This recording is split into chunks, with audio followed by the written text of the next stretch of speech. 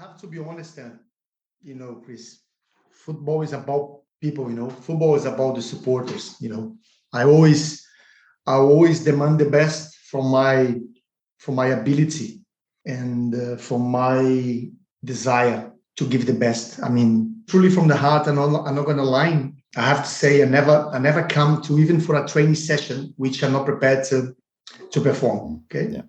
I mean, I remember to see people going around the ground to see me warm up. I received a letter from some ladies, to be honest with you, at the time, just saying we changed our season ticket just to see you going to warm up, like for the matches. Your color scheme and like strong build and athleticism, blah blah blah. And I said, thank you very much, appreciate that. Hello everyone, I'm Chris Wynn. Welcome to the ROKER Report podcast in association with the Sunderland Community Soup Kitchen.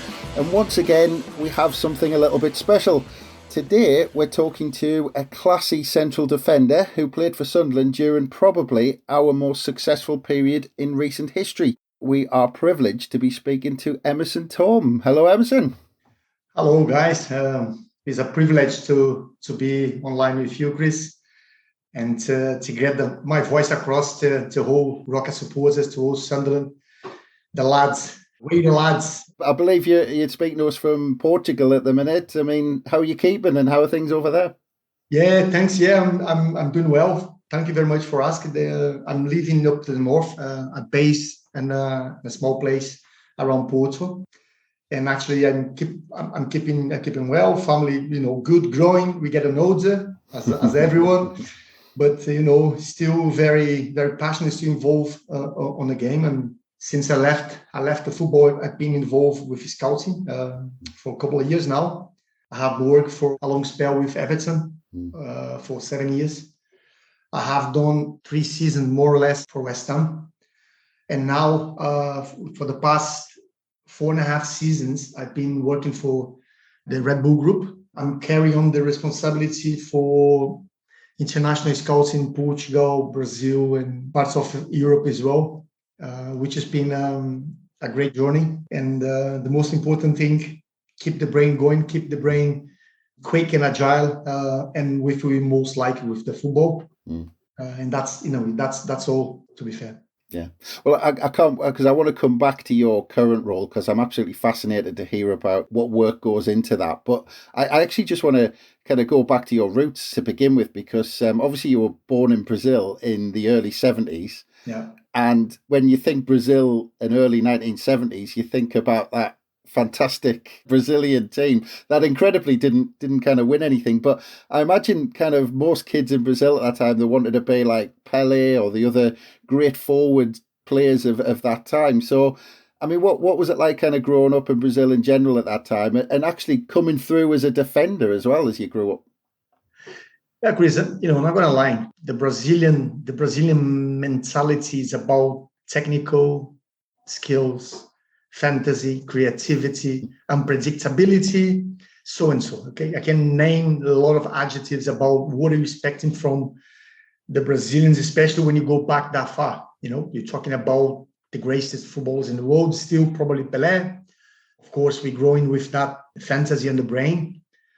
Where I was a big fan of, my hometown club, Sport Club Internacional Porto Alegre, which is one of the biggest clubs in South Brazil alongside Grêmio. Okay, there's a furious derby between them two down there in the south. Probably one is I'm not saying the most crowded, but one is the most fearless derby back in Brazil. And we grow with that mentality. But as I've never been a special technical talent player, and when I grow, I was like the kind of like fearless personality, which like to play with the big boys. My way to put myself across with my ability to defend, probably, maybe my ability to be aggressive. And as people know me in Sunderland, I'm quite outspoken person. I like to put my opinion across. And I could say I had some kind of leadership in the pitch as well. And this is probably was the way I could, put myself across on my young age. Difficult time. Get a lot of slaps from the old boys when you get tackled, get stuck in some tackles. But this is part of the business, and that's made us grow a lot. But of course, I beginning in a small club, second division club there nearby home as a defensive midfielder. But when I moved into Towers to go on trial to International, was a bunch of kids, kind of like on a day, 700 kids, early, like 8:30 in the morning starting. And the best one, they go on a trial, they trimming the whole line to finish up with 2 teams at the end of the day, like 6 o'clock afternoon. They split that boys in 30 minutes game, quick 30 minutes along 5 pitches, Chris. Different coaches here and there, then trimming, bring the best, making different teams, blah, blah, blah, blah. And I hung in till the end. And I'm not going to lie to you, on that first day, they picking 2 boys to move to trial with the academy team of the under 13 of International Porto Alegre. And luckily enough, I wasn't one of those kids, and I was playing as a centre back. Why that? Because can you imagine a bunch of kids, the manager calling, who is the winger? Everyone hands their hand in the air. Who is the midfielder? Blah, blah, right midfielder, left midfielder, center midfielder, blah, and go so and so. Then I find myself centre backs, and I say, okay, I'm centre back. Fuck that, centre back. Then I hand my hand in the air. Okay, then they pick me. I was the first pick in the day. The first 2 teams I was picked, and then I stayed. My team was always winning. I barely mind to say, but I don't think the teams I played have conceded many goals, because 30 minutes games are, quick flashing. They just would probably size, athleticism, some ability to defend, some ability to pass, someone's ability to dribble or whatever. And they have to trim because it's too many boys to choose from. And I have to say, it must be so much unfairness through that situations. And you can see so much emotion as well. Some kids come from a long way traveling across the states and some other states as well to trial, and go like with the frustration to not have a time to prove themselves. I don't know. I think this is a natural circumstance in life. Sometimes you're in the right place in the right time. I could say that, or maybe you're in the wrong place on the wrong time. I don't know. Thankfully, God, I was the one which someone put an eye on and say, okay, kiddo, you have the chance. I'm going to bring you forward. And the most funny thing, Chris, is the guy which is responsible is our old man, which ended up like picking the 2 boys. On the 2 teams, they asked him for a couple more to come after 2-3 days to have another look. But myself and the other boy going straight, he says, you 2 on Wednesday, that was a Monday. He says, on Wednesday, I want you 2 here, 2 o'clock afternoon. Then we come back, then we go straight to the trial with the academy team. And they call to the manager for the young team. He says, look, this is Emerson and this is Anderson. It's funny because Emerson and Anderson, the other boy was a defensive midfielder, the position I wanted to play, and I was playing a centre back. He says, the manager called Edgar. He says, Edgar, look, those 2 kids are the ones I told you they're gonna come to your team, and I don't give you 2 weeks, a month, they are starting 11 your team. And the guy says, you sure about that? And they look at us as they says, you sure, boys, you're capable for handling? We look at each other, me and the other boys say, you have to say yes, because you're not gonna shit ourselves. You have to say yes. But the good banter is funny. We ended up like to be like good friends, Towers to go like at the professional level together.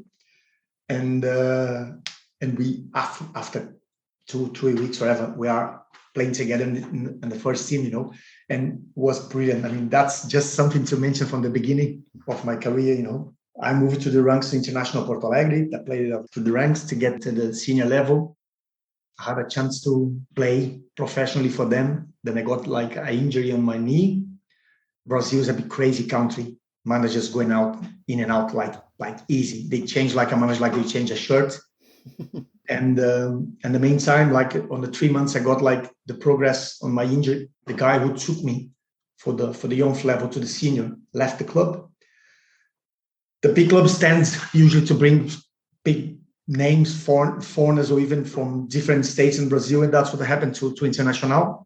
The guy who coming in just said, look, he give him a chance. Then he says, I think I want more experience and blah, blah, blah, blah, blah. He wants to send me on loan. Then they said, okay. Then an agent offered me the chance to come to Portugal. Then I said, okay, I'm interested. Then a lot of things going about on the process. I ended up like saying, I'm not going alone. I think the chance to go to Portugal is the one I could not, deny. I'm young. I don't know if you're going to have another chance in my career, and I wanted to go. The chairman saying to me, look, but you're going alone, and you're going to trial first. Then you're going to go alone. I said, fine, I don't care. It was a mess back home. Mom, crying, dad not prepared to let me go, and even for a different state, far away from home. Can you imagine for cross the Atlantic to the other side to Europe? But I took the chance. I made the most. I came to a football club called Académica in Coimbra, stayed there, didn't get much chance to play really in the first season because documents, I was a foreigner and so and so. I moved from a different club up to the north following season called Tirsense, which was down to the first division to second division at the time. The manager knows me. He told me he has watched me 2 or 3 times playing for like the reserves. He liked me. He wants to take a chance on me. He just asked me for my professionalism and my attitude, because what they show when they see me was enough to prove I have ability. For me, it was like out of the blue, that chance. The club, Académica, wants to keep me, but the agent looked for the profit and so, then bring me to the team, because at the same time, he bring myself and another 2 players, and they put in that club Tirsense. And to be honest, Chris, things worked pretty well for us, because we managed to end up like winning the second division. Okay, we are champion of the second division. We are the best defense on the league, and I've been one of the best. I've been in the starting 11 on the season, which made me a lot of clubs interesting to move. Guimarães, Marítimo, bigger clubs in the first division. But that agent accomplished with the manager managed to keep that nucleo together and make me stay. I lost. I'm not going to lie. Financially, it was far the best option for me, because the bigger clubs can afford more. But the process was with the manager, and the manager pleaded to me to stay, saying if I do stay and if you work well together, I'm not going to move to Guimarães or Marítimo or Belenenses. I'm going to move to Benfica, to Porto, Sporting, which are the big dogs in the country. And has always been like a man of like a personality. I said, okay, I will take the chance with you. You're going to make like a strong team. And we have like a fantastic season. We go through the season pretty much like a 4th, 5th position in the league, which was outstanding. At the end of the run, we ended up like 7, I think, because we lost a little bit of ground. We are not really prepared to go to European League. I think the club itself felt the pressure and, make everything dropped up a little bit. But the season made clubs look at me as well, because I received the best defender in the league. Okay, I was in the best 11, and I received the best defensive, because over here as well, it's not because of the most playful centre back, it's because of the number of interventions, tackles, and the positive situations you have done to defend and to create. And when you counting all those pictures together, I came up in the top, like with the big centre backs like Aloisio and so, which probably doesn't have as many intervention, because they play for the bigger clubs, as you know, Chris. They probably have a more ball possession than defensive situations like I did, like play for a small club. Can you imagine how many times I have to tackle or make like an interception or heads in or whatever away from the box or from the surroundings of across the defensive line? And that was something I was very capable to do. I never been the most technical, most brilliant, but I can play the game. I can play. But I know my attributes never been really recognized, because I look probably like a David Luiz as a Brazilian. But the thing I could say is probably a very reliable, resilient centre back, which I proved, especially through my career in England when I got the fitness on my side. That's why I was remembered and respected at Sheffield Wednesday. I let my footprint at Chelsea, even not playing as long as I want. I let my footprint there. And Sunderland, I had like at least season and a half, coming to 2 before I start get the problems with my knee, which is a massive setback. And I'm not find any excuses here for anything else, but I know I came for Sunderland for a big job, and I was delivering the big job. I have the clear picture when I come to the football club. I know exactly what Peter Reid expects from me. I know exactly what the board expects from me and the supporters' expectations. And I don't think when I was capable to deliver, I fell through or let anything disappoint. I'm not going to say I was 100% on the top of my game all the time, because if I say that, I'm going to be lying to you. But like you just mentioned, we're going across probably one of the best period of the football club. And I have to say, I'm pretty glad to be part of it. And I felt really sorry for the football club and for the supporters mainly, and myself as a football player. When we go through those injuries, I have like probably some of the supporters didn't really know what's happened to me at the time. I was forced to play a little bit through injured, play through pain barriers and stuff like that, painkillers and injections, which were no good for me. I ended up like we have no meniscus cartilage on my right knee. Played through situations which I fell down a little bit for the people who need to look after me. But this is something you cannot control, really, Chris. Is something when you are there, you just want to go and play. You want to put yourself on the situations you're going to make yourself happy and play for the fantastic Sunderland supporters. Not going to lie, probably one of the best football supporters I play for. Spend a great days on the State of Light. Even when they're traveling away from home, they are fantastic. We are well supported. I'm still thinking, I'm still dreaming some days for that experiences. And this is all about, this is what we're hanging on, like we're hanging in life as well.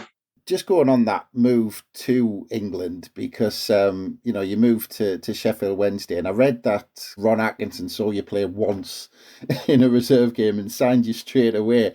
And I mentioned before we start recording that you were about 25 years old at the time, and I live in Sheffield now, but I know it was a very different place 25 years ago. I mean, did you find that move difficult, moving to England? Well, the biggest downside is communication. Because as you know, I don't stop talking right now, I'm keeping talking, but when we move into a place where you need to prove yourself, it's not talking you prove yourself, but the talking help you to put yourself across situations and be diligent, be like, I'm not calling driving anyone around, but communicating, help a lot. Because when you play the back, you play in pairings. The centre backs is probably the most important pair on the football pitch, because you have to defend the castle. And if you made a mistake, you only have the last guardian, who is the goalie behind us. And we pay a big price for the mistakes, and not have that ability to talk and say what my understanding about the game was a big frustration. But moving forward, that is quite true what you say, because I was moving across before Sheffield Wednesday in a different scenarios. And then when you got the chance to come to the Prem, I have not hesitate at all, 1 minute. Don't have much idea how furious, how strong, how aggressive the league. I was a natural aggressive player, but that come, at the level which I have to perform at the top of my awareness, my aggressiveness, my front foot, my determinations, the timing on the challenge, and so and so. This is something I wasn't afraid to do, Chris. There's something I prepared to. I was missing games. I was missing some trainings. I wasn't match fit at all. I remember a friendly closed-door games against FC Copenhagen, which was the champion of Denmark. They were in a winter season camp around Sheffield, and Big Ron don't even talk too much to me at the beginning. He just gave me the chance to go to the game. I have a little training session the day before. I moved into the game. I was playing a mixed game between the first team and some reserves of Sheffield Wednesday. and we have a cracker. We drew against them 1-1. And then even the guys from Copenhagen were saying, who's this guy? Like, well, he's in the trial. And then the director of football spoke to my agent to try and find out what I'm doing there and try, offer me a contract. And then Big Ron is a, an old wolf. He smelled the hand. And then he go across, come to me, say, look, son, I like what you did, blah, blah, blah, blah. You have another game tomorrow. I said, another game tomorrow? I'm going to play a reserve game against Birmingham. I said, but I just say to the agent, I'm knackered. I can't, I have my, as I was here, my nuts, like here. But he says, no, I just want to put you in the pitch to show that, a reserve game is going to be some people there. I want to see in like a more, English style game. I said, okay, but I'm not going to leave much, And to be fair, they asked me for my international clearance, which was free already in Portugal. It come to a fax, as you probably know, just faxing through them. I was eligible to play. Then I played, and start the second half. I was like cramps everywhere. Like, I'm not gonna say where, but I have to say on the top of my hair. And the top of my hair, I has cramp.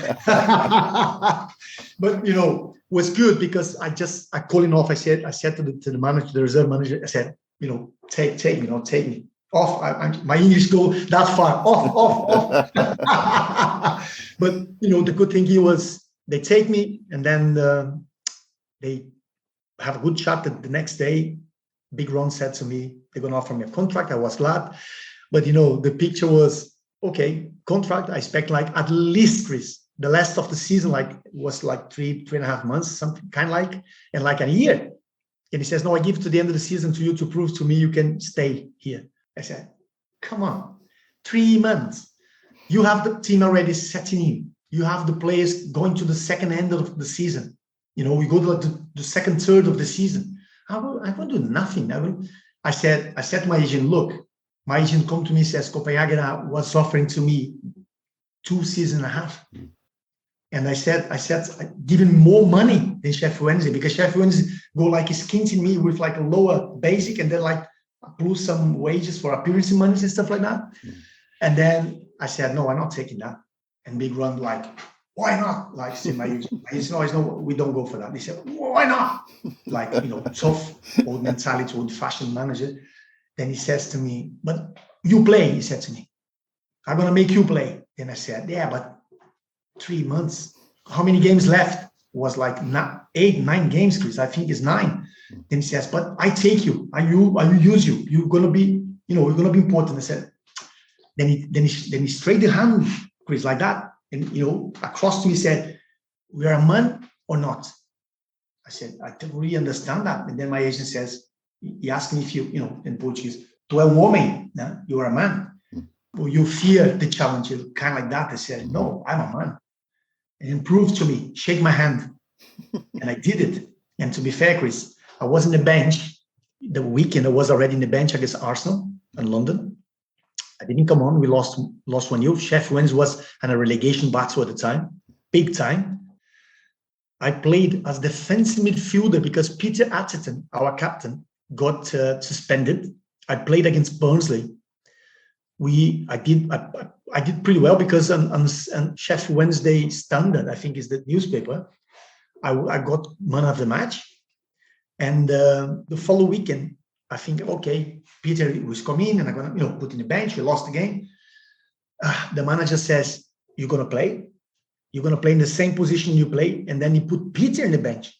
I said, no, the captain, like, it's not looking good. I know Peter was like foaming, it's just like, oof, I'm not happy. And then, to be honest, I don't know. There's something happened there. We have like a Macedonian centre-back which pulled his hamstring.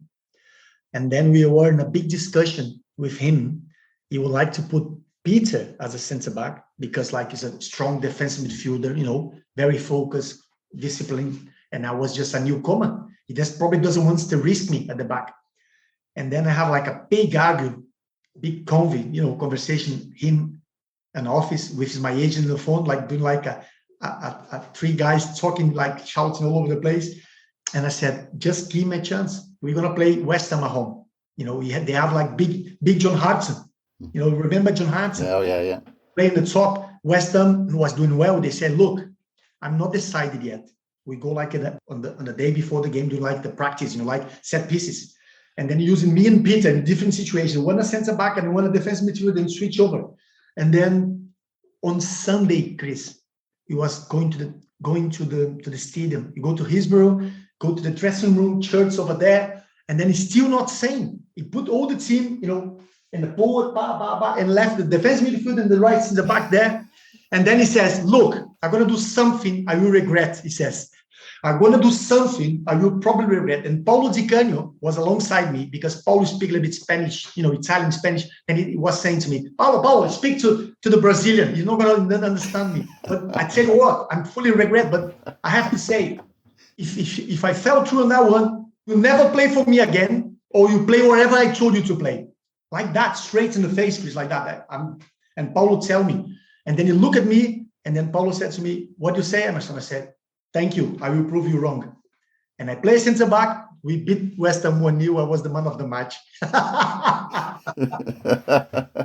of the story. At the end of the game, he come to me, gave me a big hug, and then he says, look, cannot say much, explain me how delighted you are, big win at home, ground full, blah, blah, blah, blah.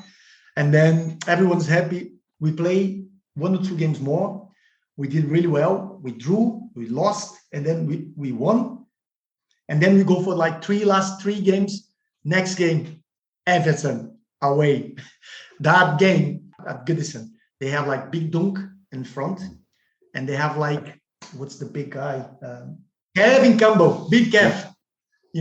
Big strong team. Alan Stubbs at the back. Yeah. The other Scottish boy as well in the back. David Weir. Big team, strong, athletic, physical team. We went there, Chris. A massive bro. I have 1 or 2 big bro with Big Dunk because Big Dunk like to grab you, and I don't let him. Massive. You won't smash me in the pitch 2 or 3 times, and then at the end of the day we beat them 3-1. Massive party in the dressing room. You get sorted out for the season. Then Everton isn't down there with Bolton, Palace, and somebody else. But for us, was the end of the story. You managed to stay, which is brilliant. Sheffield Wednesday gave me 3 years contract on the top of that. Start the next season fantastically. Left the club. I don't know why. Danny Wilson come. You have a very good season. I think you finish middle of the table. At December, my agent was calling me from Tottenham. Tottenham was willing to buy me. Then Sheffield Wednesday were not willing to let me go. Then fine. Arsenal still start sniffing around. Then Chelsea come. Chelsea come big time. Really wants me to move on to that. Gustavo Poirier has chat with me on the phone saying Vialli were very keen, blah, blah, blah, blah. But never happened because crazy enough, Chelsea offered 4.5 at the time, plus Michael Dewberry on loan. And Sheffield Wednesday say, no, we want 6 million. And then crazy thing, a player reached a year before in 3 months coming for a trial, It's amazing. But didn't happen. Ended up to happen 6 months after. Sheffield Wednesday went in the wrong direction. We fight in relegation when they left. Unfortunately, the club dropped, which is for me one of the biggest pain in my heart because I was not expecting, but something I don't really want to happen. The circumstance to move was pretty understandable. Bigger club come, play Champions League, pay money for Sheffield Wednesday for me to go. At the time, much less money they're supposed to gain at the first. Yeah, about half the amount. But that's his life, Chris. Yeah. I lost money as well. Because can you imagine moving for 4.5 and moving for 2.7? Yeah.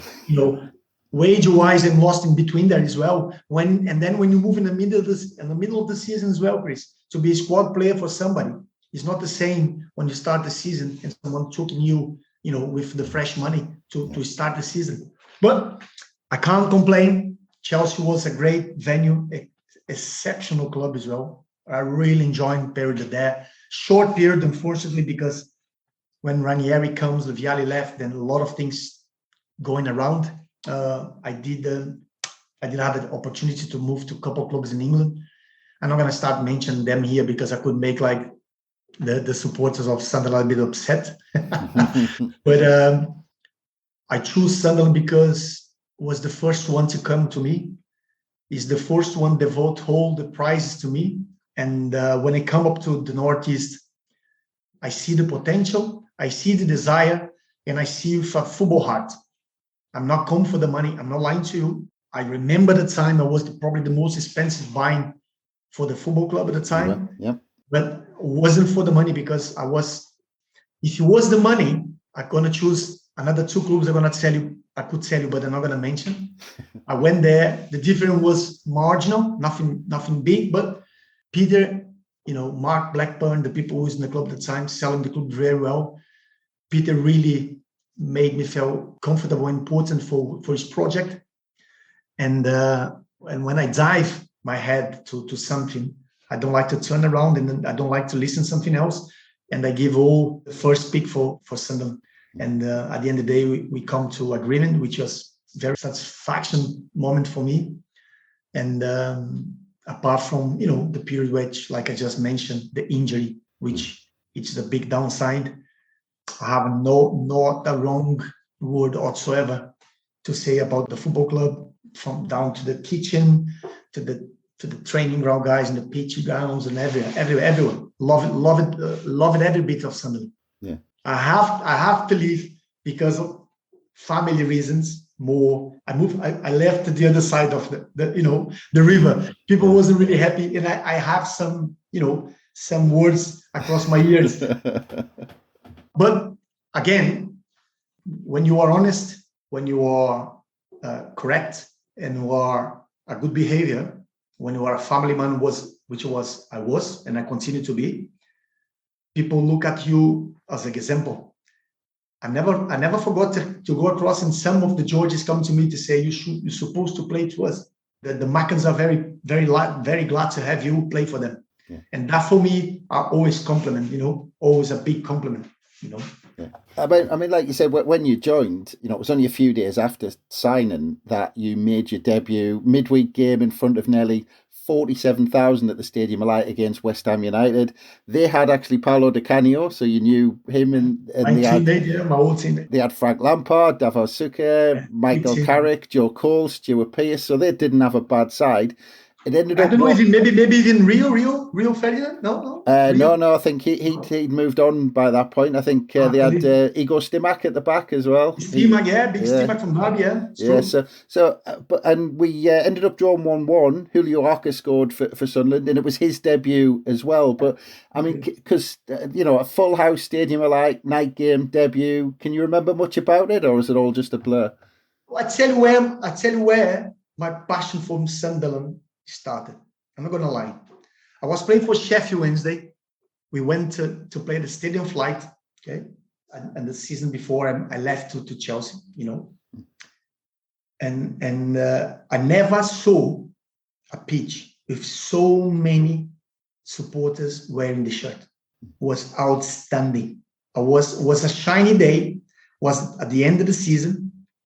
Was a shine on the top of the Stadium of Light and the roof, going down to the grass. And when I see the white of the shirts with the red and white stripes all over the place, was beautiful. I really said, fucking hell, I would love to play for this football club just because of the supporters. What a passion they have for this football club. And the stadium was something, something really beautiful. And I come to a year when the club was growing, going to the right direction. Facilities. I'm still training in the first season. We train in the old training ground, okay, which is also a completely picture when you move on for the academy, which is outstanding, absolutely beautiful. I don't see anyone being happy to play for a huge football club like Sunderland in terms of what they offer for the football players. I know you could complain the weather, or whatever you can say, or ever. Even the town nowadays probably is not the most fashionable, okay, but at the end of the day, when you're a football player, you go for the football club. You go for the passion to play the game. And they're not much bigger and better place to play for, than the West Side on the Stadium of Light. I have to say that. I love Hillsborough. I love the bridge, got experience. I spent time with, again, my career with Derby County. Bolton Wanderers are outstanding. We had an outstanding season with Bolton. We finished 8th with the same points with Fulham and 7. We go to the cup final, the Carling Cup against Middlesbrough, where they lost, unfortunately, but the stadium smaller, the Red Bull a bit smaller, but always packed as well, about 27, 28, 26, which we played really well. It's very enjoyable, but the size of the light, the stadium of light, and to see the people when they drove into the stadium, I have to drive myself from Newcastle as well. It was fucking amazing. Like, so many people going by. I remember some nice cracks there. I have like a bunch of lads going like in the wind, pissing, freezing, pissing down. Guys have the pint. And the guy said, Emo! He started shouting, I was with Julio, the guy. Emo! Julio! The mighty South Americans. And then one was a bit over the top. He said, you cannot imagine. A win from the Max today is going to be better than having my missus tonight. I say, listen, Paul, ever say that in front of her. Ever, mate. Just please don't say that. And Julio saying, what he's saying? Like, it's funny, what he's saying. Then I closed the window and said, Julio, he's saying that. And Julio was fucking crying. Like he said, I can't believe he said that. What a crack, I have to say. And that kind of, image is still in my brain, I couldn't forget really those images and few other words. I mean, I have like talking all day long through, if you can, talking about those good and some bad ones as well, because when the players start to crack, it's always a frustration being in the downside when the team start to fight for their life. I mean, the first season was outstanding. We are just a nail to be in the European League. We fell through because Big Niall got like that injured. We are without numbers. I know Danny Dicchio has done his best. Even Hutch plays some games up there as well, but Big Niall is unreplaceable. His presence up there, it's no need to run anymore. It's not the matter of running, Chris. It's just a matter to put himself in the right spots, and that all day long, fuck me, he's Just on that, while you're on the subject, because you played with some fantastic players. I mean, just how good was the Niall Quinn and Kevin Phillips partnership to play behind? Chris, I mean, I played against them with Sheffield Wednesday, and I do know the strengths of both. If you said to me, they are much more fearless strikers I played against and with, no doubt about it. Okay, no doubt about it. But they glue so well together. The understanding, between them two are so nice, and how passionate Niall, especially Niall, was for the game when he was there. And you can see sometimes he was suffering from his back, to be honest. I can see, I have sometimes the big Irish in the dressing room just get these needles in the back just to make sure he can go, I don't know, for as long as he can handle it. And when the painkillers start moving away, he's like, but he's already warm. He just said, I'm going to stay for the goods now, and being brave to go through pain barriers like I did as well. It's outstanding. It was an honor to play with big guy in the dressing room, big gentle giant for me, honest, straightforward guy, a lovely human being. Kevin, a little bit more inside, a bit more quiet. Kevin is a special kind, a bit more quiet. Absolutely a sniffer, a little rat around the box. If you're going to say me how much skillful Kevin was, I think he was enough to find his way to the goal, but his instinct was probably the highest point in his game, because he knows where the ball is going to drop, and because he's explosive players as well, and the lower balance, body balancing, strong lad. His rate, smashing was outstanding. Yeah. And for a smaller team, in terms of dimension, nor a supporter, regardless to when you're talking smaller, comparing to Man United, to Arsenal, to Liverpool, to the big guns on the game, have that finisher on your side is always something, and for me it was a surprise that I never come like a big dog, going for him, a big dog. I know some of the boys moving here and there. I think Kevin, I know Gavin moved to Villa when got relegated. Thomas as well, I think, moved to Villa. Yeah. I don't know. I think Kevin moved to Villa as well. No, I think it's Southampton he first moved to. Yeah, yes. I mean, don't disrespect to Southampton, but Southampton wasn't a bigger club than Sunderland. Not at all. Not for me. I mean, I respect a lot of the English clubs, but I know I have my idea about the football teams.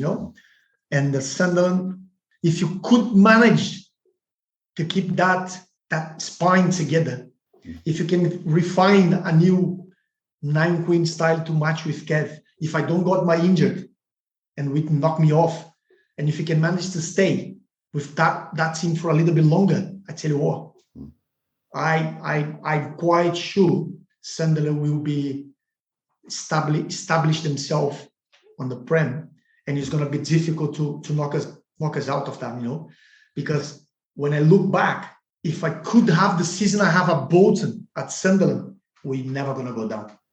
Never, ever, no chance. And then after that, I'm still playing. I made a wrong decision. I'm not going to lie to you, to drop to the championship because of the number of the games, But I'm still managed to go to Japan and play 38 games there at good level.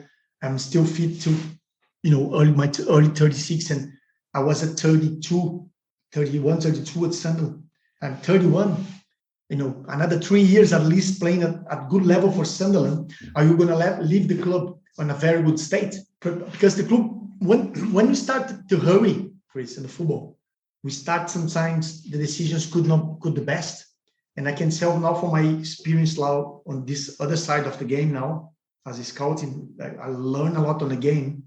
I did my coaching badges, and being a scout, it get me through a lot of emotions, sensations, ideas about being an insider and now being an outsider, a provider, a support provider for the technical staff, to the team who's going to work the players on the pitch and make sure we can get the best resources, which is not easy all the time because the finances play a big time right now, and decision making, supporting to the managers, no ways gluing together is a funny game here to say, but I'm just a man. What is going to Sunderland? I feel sorry, a big sorry for the supporters first.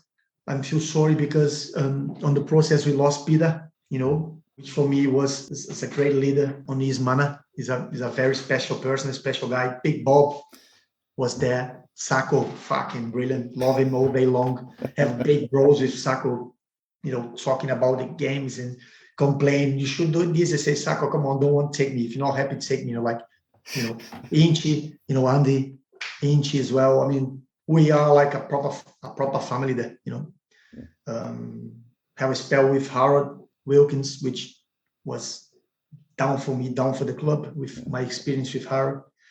Come at the end of the season when he got relegated, Mr. Mick McCarthy, which I have all the good words to say to Mick, because when he come to the club, he brought me the picture straight forward to me, what the club were looking to do with me, because of now is known about the money they have to pay to Chelsea. I didn't know at the time what's going on, but I see myself stop it out of the first team.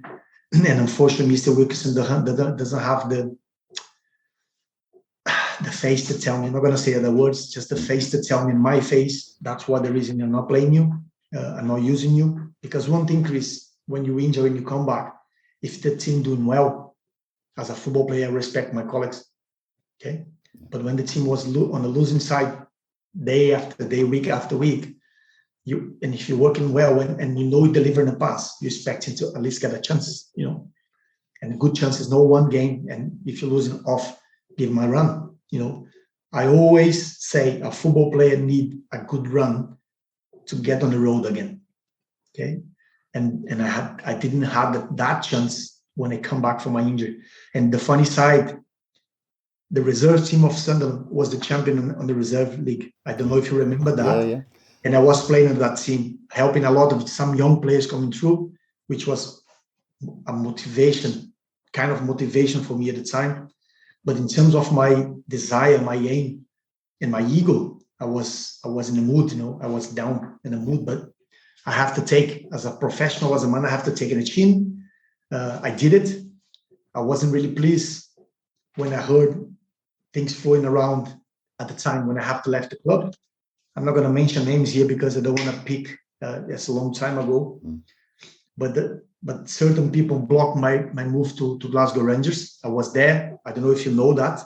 I was in Glasgow Rangers. Everything sets up to go through, and then this is talk highly. The finances talk a bit highly. Things didn't work out, unfortunately. But at the end of the day, I still make a good move to Bolton, which was a good season, and I once left myself with the good image, and the good image is there for me with the good games, the derbies, when we beat Newcastle at St James, the 2-1 Queen flying, when Sorensen defended that penalty. I tell you what was a cup final, like the World Cup for the boys. We are so happy at something. How did that come? Because you mentioned the Brazilian derbies earlier on. How did that compare? Tell you what, I played the back with Jody, and Jody's a bit more quiet. There's always more like a lower profile. I was the one like. He always said to me, "Come on, Emo, you're the leader at the back. You need to organize shouting." And Mickey was busy on one side. I don't know if it was Darren playing the right, or was the Swiss boy, the Carter, or the French. I don't remember of Ben Haas. I'm not sure which was playing there, or maybe Chris Macon. I think it's Chris. It was. We are a solid defender there. We are a solid back. And we try to talk each other, like me and Jody sometimes. I said, "John, come on, shuffle, come on, close it." He said, "What?" So, especially because Newcastle, I think Newcastle scored first. I think Gary Spade. I think they are winning the game. Yeah. And I tell you what, we cannot talk to each other on the pitch. And I was so frustrated. I said, "Come on. No, cannot lose for those blokes here. No, it cannot happen here. Like, cannot be." And then we start moving towards to them, and was outstanding the goals from the lads. The header from Niall is something, And then when Niall, brought down Al Shearer in the box, I said, "Come on, Niall, come on, listen, man, come on, And then I can see, his frustration in his face. He's just like, I said, "That's it. At least you're not going to lose. At least you're going to draw." And then Tommy pulled that save. Fuck, I was jumping. He's jumping on me. I go to jumping each other. It was like I still have the picture on my wardrobe here. I'm lifting here up there, like hanging in the air. And then was, fantastic day. I do remember as well.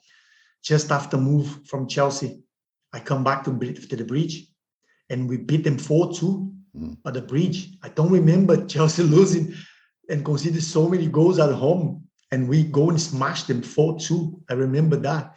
And then at the end of the day, some of the Chelsea supporters was shouting my name and congratulations, Emerson, good best of luck, the tank, compliments, blah blah. But well, you beat them twice. Some memories. Some memories. You beat them twice, because it was only about a month after you joined Sunderland. We beat them 1-0 at the Stadium of Light, and then later in the season, beat them 4-2. So you did the double over Chelsea after. Was outstanding. The good things is the connections, the memories. Just a little window here. I remember Marcel Desailly. We made a great relationship there, and when he came to the stadium, he brought me the European champion shirt they play with, the white one. They gave to me at the stadium flight. I have the shirt. No, those memories in football, it is what you care about. That one, this one, probably my priceless gift. See, which is the guy? Look at wow, Rivaldo. Yeah, those ones is Fulan. I can name. I have like some proper good memories back in the day, which for me is fantastic. I really enjoy. Yeah. I do defend with all my heart the English game. I know they have changed a lot, but it's still the passion, the devotion from the supporters. I think the integrity of the game is something I will never forgot, and that is down to my characteristics as well. And this is what made me feel really proud about my time in England and my relationships and friendships and connections. And that's something I would tell you, Chris. People think the Germans and the English are snobbish because of life quality and so and so, and especially the English, because wherever they go, people all over the place, people speak English. Make the life a bit easier for yourselves. But I have to say, I found a very honest people, which are very proud and honored. But if you go across and prove yourself, they are more than happy to cuddle you, to put the arm over the shoulder, and to raise the person itself at the same level, because of the ability, because of the intelligence, because of the integrity, and because what they offer for the game or for the society. And that's I found in England, and I'm very pleased to be part of this society for around really 10 years.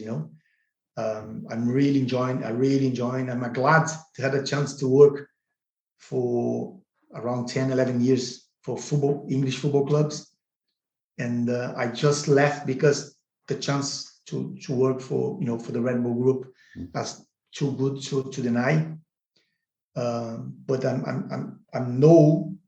if I'm looking back, I spent a great football career, and after football career, this is scouting career with the banter. When you go to the scouting meetings as well, I go to Everton after just finish football. I go to the players' lounge, talk to the players. I was like a guy which is not football anymore. I was like working for the football club. But the respect the football players, which are not my colleagues, most of them are players I played against. The banter, the whole football atmosphere, they treat me the same way. And as long as I remember, of course, later down the line when new players come and we get older, things change a little bit. But I had a great banter. I really enjoyed it, honestly. Well, like you said, you're now a scout at Red Bull Leipzig in Germany, and I know we're running out of time, so we'll just start wrapping it up. But I mean, if I'm honest, I hope the answer to the next question is no, because we've got a bunch of talented young players at Sunderland at the moment. But do you ever get across to the Stadium of Light for a visit? No, because we, like I said, we work in areas, because I'm kind of like far. And because of my Latin kind of connections, okay, I do scouting more Portugal, Spain, and like I said, like to before, like I actually flew a couple of times to South America, Brazil, Uruguay, and Argentina, which are big markets as well. Now even more for the Premiership. I got a lot to Italy as well, and then that probably are the most attached to the football clubs, looking at that for my profile, because they know the knowledge to play in a tough league for such long time, and for many clubs, that knowledge to be a Latin fauna, to play on the Prem and maybe in the Championship for one season for that long, and with resilience for the process. People know my knowledge about the game, and I know what I need to look for the other side, which is a good help towards to move to the process, And I have to say, I think it was been a good process, a good gel. Thankfully, I never been out of the job. Always when I move, are the people knocking my door, to contact me, to find what is the chance to me to join the group, and that was the reason. First left Everton after 7 years, then West Ham after 3, then now, like I just mentioned to you, I've been start my 5th season with the Red Bull Group. It's been good. God been good to me. Yeah. The football God has been good to me. Well, if you can tell the scouts who visit England to stay away from the stadium a lot, would yes, I heard. I heard Sunderland. Actually, I follow Sunderland consistently. I actually follow my ex clubs. Still feel sorry for Bolton, which is still in League One. Feel sorry for Sheffield Wednesday. Last season, I wasn't in a cross. I wasn't in the wall because Sheffield Wednesday and Sunderland and to see who's going to get promoted. I cannot take it. It's too much to handle. But at the end of the day, as a winner anyway, because one of my ex-football clubs is going to get back, in the championship. And I have to say, either of the three I just mentioned, probably in other respect to Wigan, which probably Wigan, in terms of dimension, is the smallest, lovely place to play. Enjoy my time there as well towards the end. But Sunderland, Sheffield Wednesday, Bolton historically is, a lot of presence in the Prem. Even Derby. I spent like 3 months at Derby. Big club. The finances hurt them so badly as well. Football, unfortunately, is down to how well we can manage the structure, how well we can implement the process, and how well you choose the people to run your place.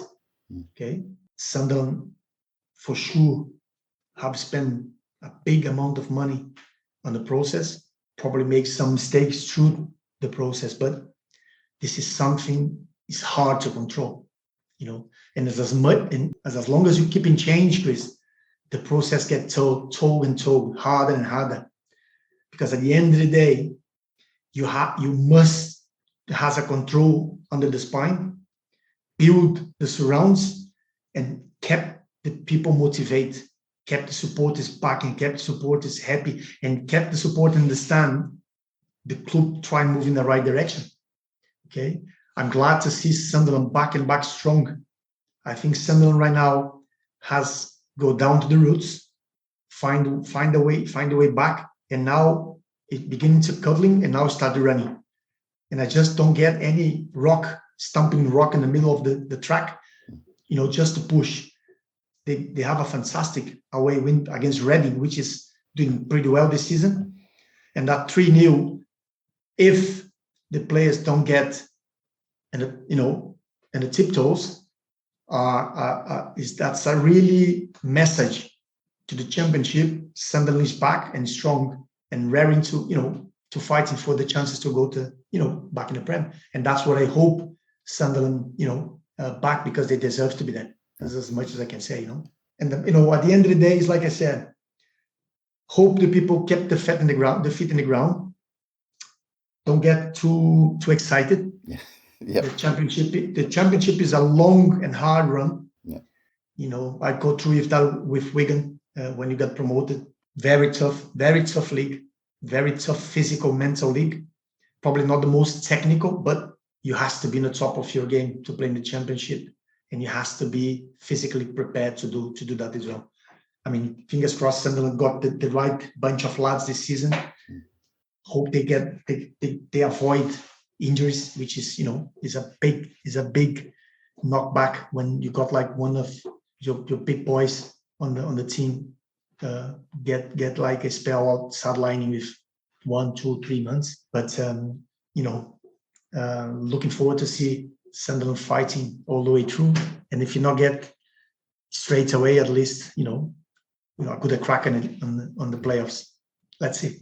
Brilliant. Well, we've gone over time, and like I said, it would be great to see you back at the Stadium of Light, but I hope it's a social visit and not on business, as I said earlier. But on that note, I just want to say thank you very much for taking the time to speak to us. I thoroughly enjoyed it, and it's been an absolute pleasure. Thank you very much.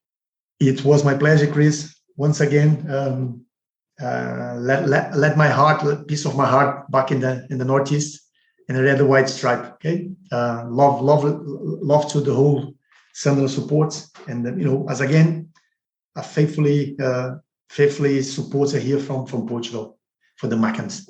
Thank you very much. Brilliant, great stuff. Thank you very much, Emerson. Really appreciate it. And thanks again to everyone listening.